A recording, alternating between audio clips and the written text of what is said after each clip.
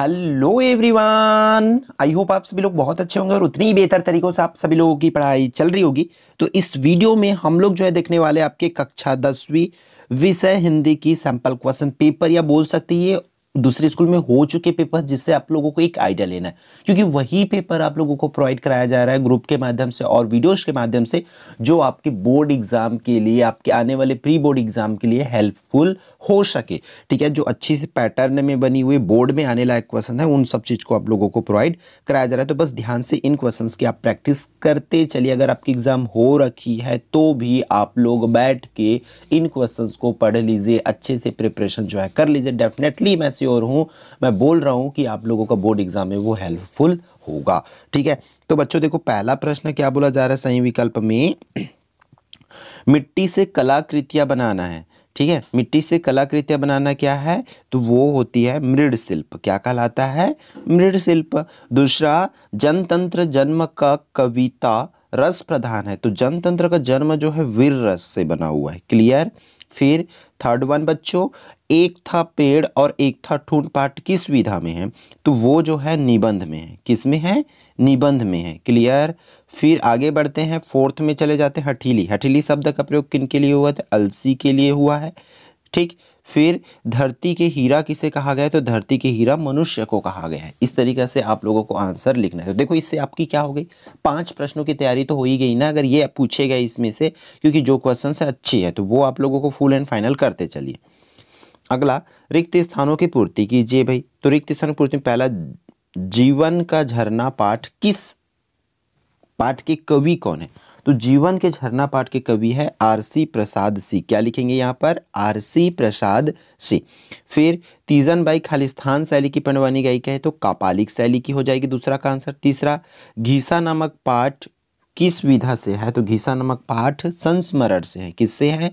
संस्मरण से। शहीद वीरनारायण सिंह कहाँ के जमींदार थे? तो शहीद वीरनारायण सिंह जो है सोना खान के जमींदार थे भाई। अमरकंटक ने अपनी आत्मा से नर्मदा को जन्म दिया। ये इसकी आंसर हो गया। क्लियर। पहला का आप लोगों को आंसर बताया हूँ आरसी प्रसाद सिंह, दूसरा का कपालिक शैली, तीसरा का संस्मरण, चौथा का सोना खान और पांचवा का नर्मदा।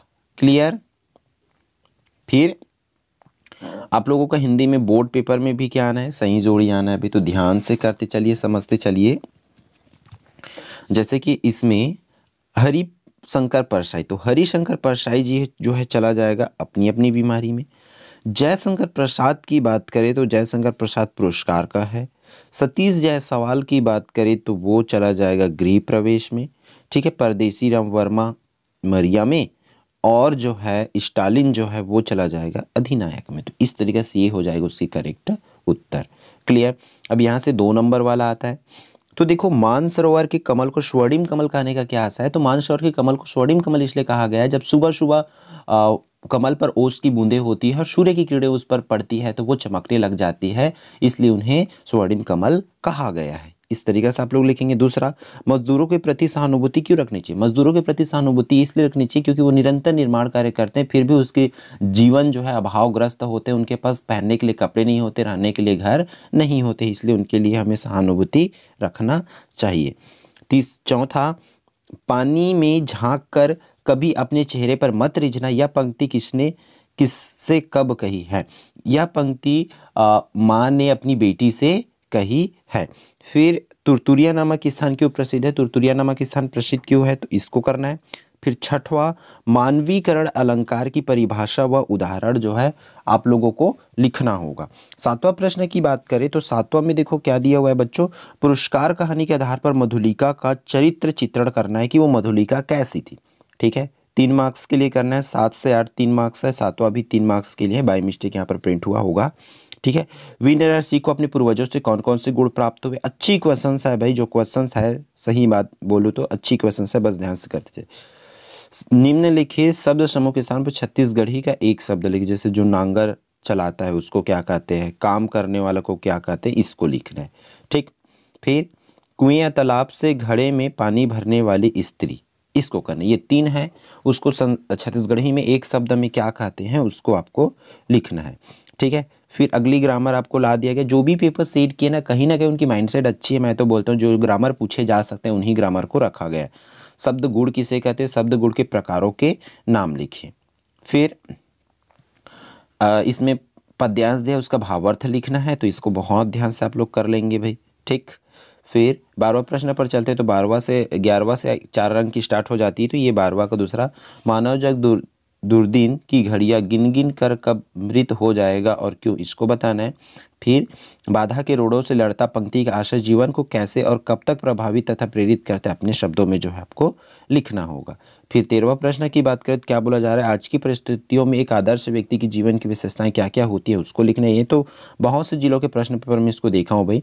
नीचे वाला भी, एक था पेड़ और एक था ठूंठ पाठ के शीर्षक की सार्थकता पर स्पष्ट कीजिए, ठीक है, तो इसको करना है।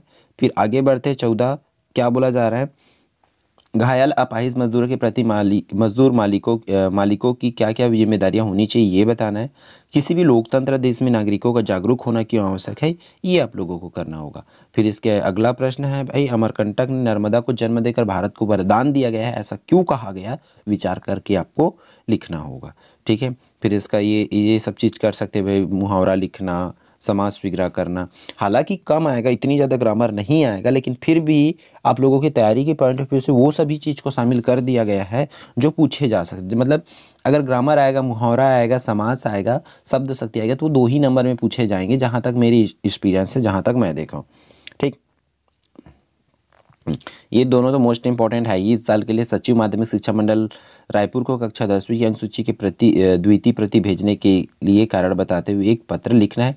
दूसरा, शैक्षणिक भ्रमण में जाने हैं तो प्राचार्य को प्रार्थना पत्र जो है लिखना है, ठीक है। फिर आपका क्या आना है भाई, अपठित गद्यांश आना है, जहाँ से पढ़ना है पूरी चीज़ों को, और नीचे दिए गए प्रश्नों के आंसर आप लोगों को देना होगा, क्लियर। फिर लास्ट प्रश्न आपका 18वां जो है क्या है, निबंध लिखना। तो निबंध देख सकते हो, इसी टाइप से ही आना है, एग्जैक्ट यही आएगा नहीं बोलूँगा, मतलब कुछ कुछ जैसे कि इसमें छत्तीसगढ़, अनुशासन, ये तो इम्पॉर्टेंट है। एक पर्यावरण से रिलेटेड आता है, एक इंडिया से रिलेटेड आता है, एक मोबाइल, इंटरनेट, विज्ञान, इन सब से रिलेटेड आता है। तो इसलिए आप लोग इन चीज़ों को समझते हुए अच्छे से प्रिपेयर करेंगे। और हेडिंग आप प्रिपेयर करके रखो, हिंदी में कम से कम 3 से 4 आपको तो याद होना ही चाहिए, ठीक है। तो इस वीडियो में इतना ही, फिर मिलते हैं आने वाले इंपॉर्टेंट वीडियो में।